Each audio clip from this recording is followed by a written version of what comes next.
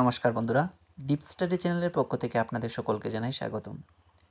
আজকে আবারও আমি টিটেট পেপার 1 এবং পেপার 2 এর জন্য বাছাই করা 30 মোস্ট ইম্পর্টেন্ট পেডাগজি কোয়েশ্চেন্স আপনাদের সামনে নিয়ে এসেছি। আশা করছি এই ভিডিওটা আপনাদের এক্সাম প্রিপারেশনের জন্য অনেকটা হেল্পফুল হবে।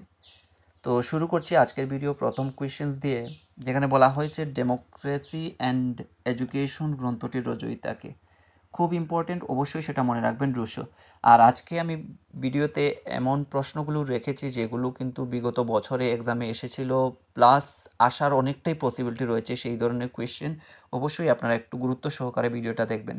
তো ডেমোক্রেসি অ্যান্ড এডুকেশন গ্রন্থটির রচয়িতা সেটা হলো কিন্তু রুশো, ঠিক আছে।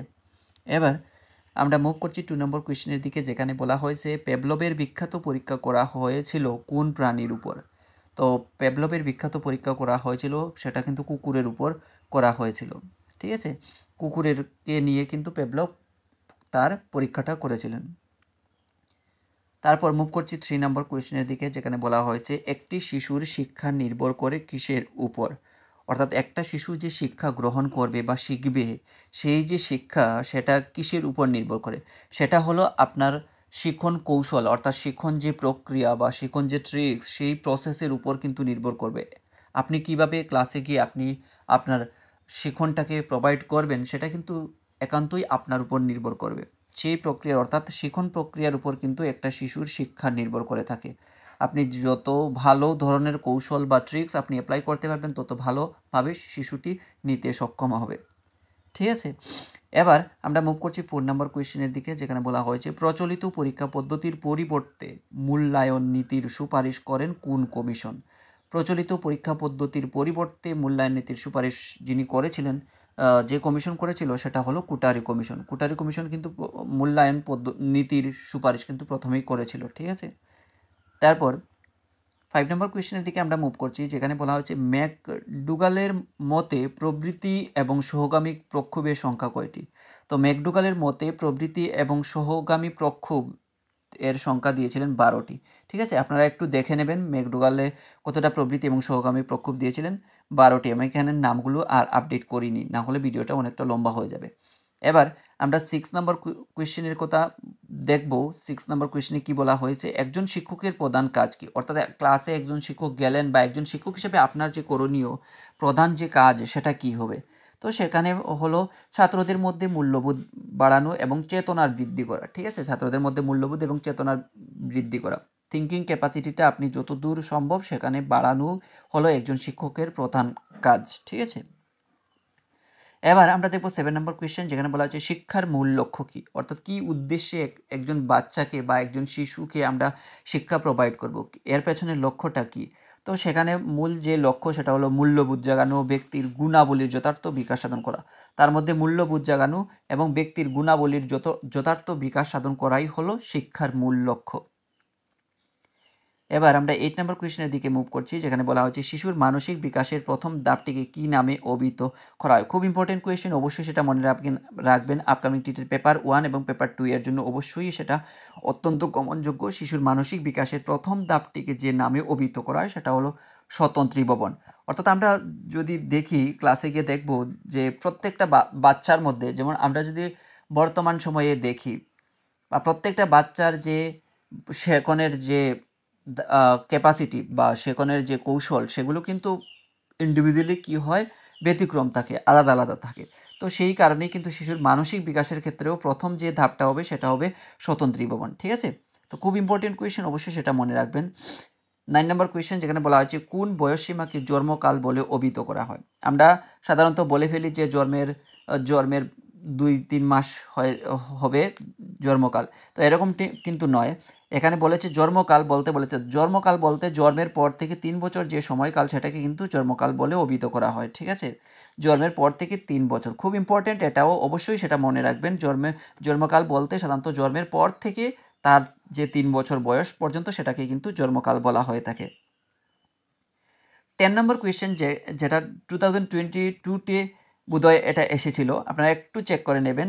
সর্বশিক্ষা অভিযান প্রকল্প শুরু হয়েছে কোন সাল থেকে? তো সর্বশিক্ষা অভিযান প্রকল্প শুরু হয়েছে সেটা 2001 থেকে 2002 শিক্ষাবর্ষ, অর্থাৎ 2001-2 শিক্ষাবর্ষ থেকে কিন্তু সর্বশিক্ষা অভিযান যে প্রকল্পটা সেটা সমগ্র ত্রিপুরা রাজ্যে শুরু হয়েছিল।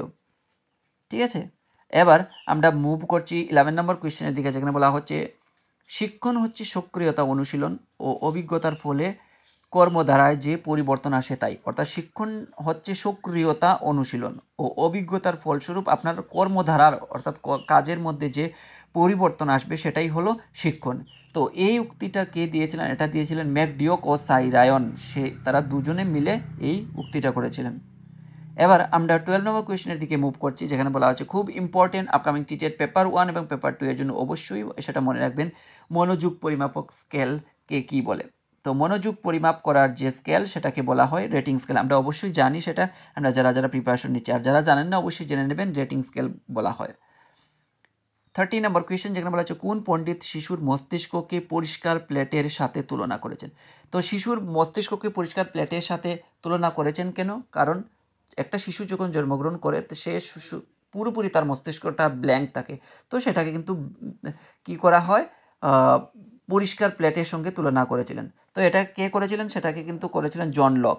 তো সেটার মধ্যে ইনপুট, আমরা যত বেশি ইনপুট দেব তত বেশি সেটা কী হবে, ভরপাই হবে, সেটা ভরে যাবে, ভর্তি হবে। তো সেটা বলেছিলেন কিন্তু জন লক, সেটা মনে রাখবেন, খুব ইম্পর্টেন্ট, আসার অনেকটাই পসিবিলিটি রয়েছে।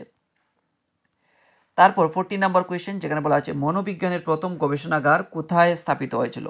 তো মনোবিজ্ঞানের প্রথম যে গবেষণাগার সেটা স্থাপিত হয়েছিল কিন্তু লাইপজিগ বিশ্ববিদ্যালয়ে। তারপর আমরা মুভ করছি 15 নম্বর কোয়েশ্চেন, যেখানে বলা আছে শিখনের ক্ষমতাই হলো বুদ্ধি।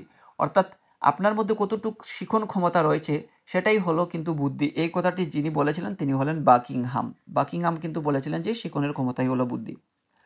তারপর 16 নম্বর কোয়েশ্চেন, যেখানে বলা হচ্ছে শিক্ষকতার কাজকে ধাত্রীবিদ্যার সাথে তুলনা করেছেন কে? প্রত্যেকটা কোয়েশ্চেন কিন্তু আজকের ভিডিওতে যতটা কোয়েশ্চেন দিয়েছি প্রত্যেকটা কোয়েশ্চেনই কিন্তু ইম্পর্টেন্ট, অবশ্যই সেগুলো মনে রাখার চেষ্টা করবেন। শিক্ষকতার কাজকে ধাত্রীবিদ্যার সাথে তুলনা যিনি করেছেন তিনি হলেন সক্রেটিস। ক্লিয়ার? এবার আমরা মুভ করছি 17 নম্বর কোয়েশ্চেনের দিকে, যেখানে বলা আছে জাতীয় সাক্ষরতা মিশন কবে প্রতিষ্ঠিত হয়? খুব ইম্পর্টেন্ট, আপকামিং টিটেড পেপার 1 এবং পেপার 2 এর জন্য অবশ্যই সেটা মনে রাখবেন। জাতীয় সাক্ষরতা মিশন প্রতিষ্ঠিত হয়েছিল 1988 সালে। তারপর 18 নম্বর কোয়েশ্চেন, যেখানে বলা আছে সম্পূর্ণ জীবন পালনই বা প্রস্তুতি শিক্ষার একমাত্র লক্ষ্য, এটি কার মতে? তো সম্পূর্ণ জীবন পালন বা প্রস্তুত করা সেটা একমাত্রই হলো শিক্ষার লক্ষ্য, এটি কার মতে? সেটা হলো স্পেন্সারের মতে। খুব ইম্পর্টেন্ট, সেটাও মনে রাখবেন।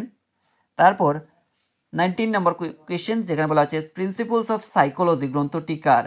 খুব ইম্পর্টেন্ট, আপকামিং টিটেড পেপার 1 পেপার 2 এর জন্য বিভিন্ন ধরনের এক্সাম এই কোয়েশ্চেনটা আসে, বিশেষ করে টিটেড ডব্লিউবি টেটের ক্ষেত্রে বলি, আবার টিটেটের ক্ষেত্রে বলি, সেটা কিন্তু আসে।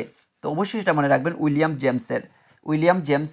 জেমস কিন্তু প্রিন্সিপলস অফ সাইকোলজি গ্রন্থটা লিখেছিলেন।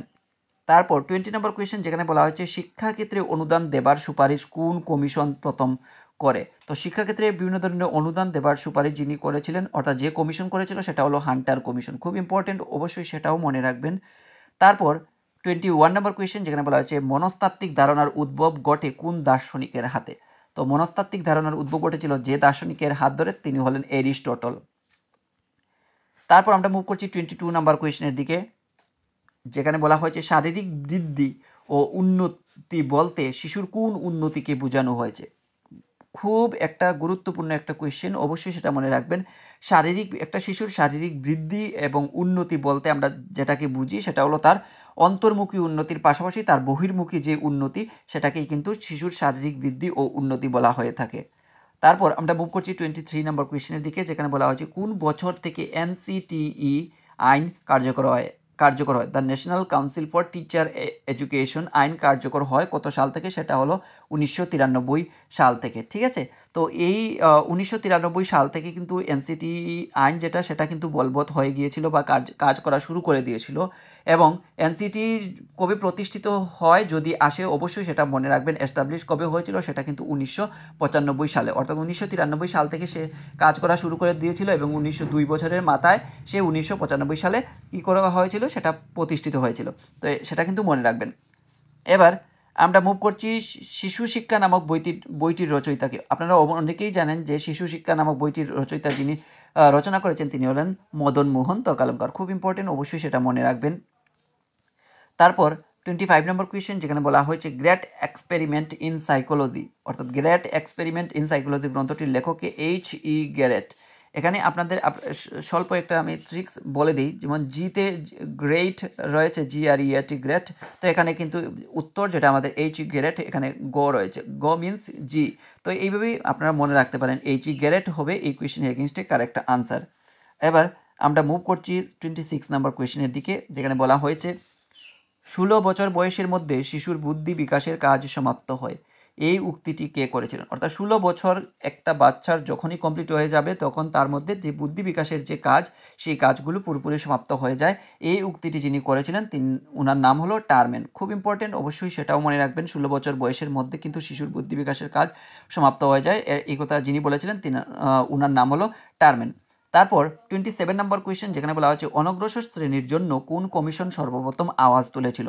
অর্থাৎ অনগ্রসর কিংবা অর্থাৎ পিছিয়ে পড়া শ্রেণী, অর্থাৎ SC ST, তাদের বিরুদ্ধে তাদের হয়ে যে কমিশন প্রথম আওয়াজ তুলেছিল সেই কমিশনের নাম হলো মন্ডল কমিশন। খুব ইম্পর্টেন্ট কোয়েশ্চেন, এগুলো কিন্তু মেমোরিতে ধরে রাখতে হবে। মন্ডল কমিশন প্রথম কিন্তু SC ST অর্থাৎ অনগ্রসর শ্রেণীর জন্য সর্বপ্রথম আওয়াজ তুলেছিল।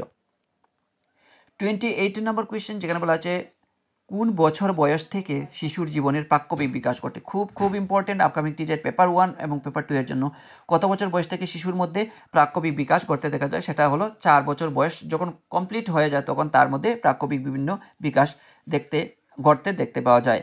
তারপর 29 নম্বর কোয়েশ্চেনের দিকে আমরা মুভ করছি, যেখানে বলা হচ্ছে কোনো কাজের মধ্যে দিয়ে যখন শিক্ষার্থীর অগ্রগতি পরিমাপ করা হয় তখন তাকে কি বলা হয়? কোনো কাজের মধ্যে দিয়ে যখন শিক্ষার্থীর অগ্রগতি আমরা পরিমাপ করব তখন তাকে কি বলা হয়? তখন সেটাকে বলা হবে কিন্তু অভিক্ষা। অভিক্ষার মাধ্যমে কিন্তু আমরা একটা শিশুর কাজে কতদূর অগ্রগতি করতে পেরেছে, কতটুকু পিছিয়ে রয়েছে, তার যে পরিমাপ, তার যে মেজারমেন্ট আমরা কিন্তু অভিক্ষার মাধ্যমেই কিন্তু পেয়ে থাকি। তারপর আমরা মুভ করছি 30 নম্বর কোয়েশ্চেন, যেখানে বলা হচ্ছে মাইক্রো প্ল্যানিং বলতে বোঝায়। খুব ইম্পর্টেন্ট, মাইক্রো প্ল্যানিং বলতে কী বোঝায়? এখান থেকে কিন্তু কোয়েশ্চেন আসার অনেকটাই পসিবিলিটি রয়েছে, অবশ্যই সেটা মনে রাখবেন। মাইক্রো প্ল্যানিং বলতে আমরা যেটাকে বুঝি সেটা হলো নিচের থেকে উপরে যাওয়ার যে পরিকল্পনা, অর্থাৎ নিচের থেকে যাওয়ার যে প্ল্যানিং, সেটাকে কিন্তু আমরা মাইক্রো প্ল্যানিং বলে থাকি। এই জায়গাতে আমি আরেকটা কোয়েশ্চেন বলে দিচ্ছি আপনাদেরকে, আপনারা সেটাও মনে রাখবেন। ম্যাক্রো প্ল্যানিং মিনস হচ্ছে উপর থেকে নিচে যাওয়ার যে পরিকল্পনা, সেটাকে ম্যাক্রো বলা হয়, আর মাইক্রো মিনস হচ্ছে নিচের থেকে উপরে যাওয়ার পরিকল্পনা। তো এই ছিল পেডাগজি থেকে বাছাই করা 30 মোস্ট ইম্পর্টেন্ট পেডাগজি কোয়েশ্চেন। আশা করছি এই 30 মোস্ট ইম্পর্টেন্ট পেডাগজি কোয়েশ্চেন্স আপনাদের এক্সাম প্রিপারেশনের জন্য অনেকটা হেল্পফুল হবে। আর যদি ভিডিওটা ভালো লেগে থাকে অবশ্যই একটা লাইক, কমেন্ট, শেয়ার এবং সাবস্ক্রাইব করে দিয়ে ডিপ স্টাডি চ্যানেলের সঙ্গে জুড়ে থাকার চেষ্টা করবেন। ধন্যবাদ সবাইকে। আপনারা সবাই ভালো থাকুন, সুস্থ থাকুন, আর সুস্থভাবে আপনাদের এক্সাম প্রিপারেশনকেও চালিয়ে নিয়ে যান এই কামনাই করছি। ধন্যবাদ সবাইকে আবারও।